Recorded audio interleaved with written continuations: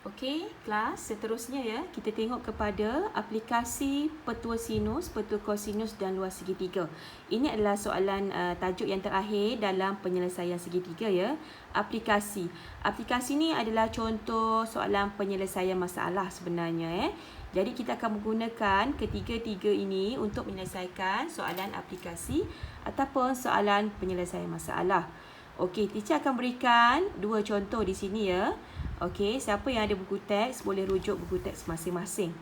Okey, kita tengok contoh satu, kita baca soalan. Okey, diberi Encik Tan bercadang untuk mengecat bumbung garaj ini adalah bumbung garaj dia. Okey, ini adalah bumbung garaj dia. Jadi dia kata apa? Didapati panjang kayu satu bahagian bumbung lebih panjang daripada kayu bahagian bumbung yang satu lagi. Hitung panjang kayu pada bahagian bumbung yang lebih panjang dan jarak di antara kedudukan dua-dua dinding garaj. Maksudnya soalan pertama dia tanya berapakah panjang ni bumbung kayu ni dan berapakah jarak di antara dinding ke dinding. Maksudnya jarak bawah ni. Okey, itu soalan pertama. Soalan B, berapakah luas bahagian hadapan bumbung garaj berbentuk segitiga dalam meter kuasa 2. Maksudnya soalan kedua dia tanya berapakah ni luas bumbung ini. Okey? Itu je sebenarnya. Tapi soalan ni dia nampak susah sebabnya dia beri dalam bentuk penyelesaian masalah harian kita. Okey? So kita tengok bagaimana untuk kita menyelesaikan dia. Okey. Ini adalah kaedah dia, cara-cara untuk kita menyelesaikan dia Okey, kita nak mencari, bila kita lukis mula gambar bumbung tadi, kita akan dapat seperti ini. Okey, so kita nak mencari Y. Y ni adalah sisi. Diberi kita dua sudut dan satu sisi. Jadi bagaimana kita nak mendapatkan sisi ini? Okey, kita menggunakan petua sinus. Okey, so kita menggunakan petua sinus. So, petua sinus Y per sin 50 sama dengan 5.2 per sin 30. Okey, so kita selesaikan. So kita akan dapat Y adalah 7.967. Okey, ini adalah panjang bumbung AC tadi. So kita dah dapat satu dah jawapan. Jadi soalan yang seterusnya dia bertanya apa tadi? Dia tanya jarak di antara kedua-dua dinding. Maksudnya panjang daripada C hingga B ni. Yang tadi tu kan. Jadi bagaimana kita nak cari dia? Maksudnya kita kena cari yang bawah ni lah. Kita boleh menggunakan petua sinus ataupun petua kosinus. Okey, sebenarnya.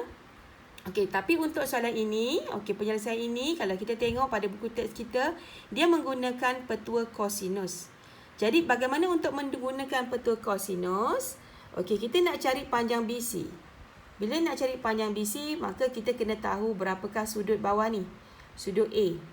Jadi, apakah sudut A? Kita menggunakan segitiga 180, tolak 30, tolak 50. So, kita akan dapat sudut A kita adalah 100. Okey? Okey, seterusnya kita menggunakan petua kosinus. Kita cari BC, maka BC yang kat depan lah. Jadi, BC kuasa 2 sama dengan 5.2 kuasa 2.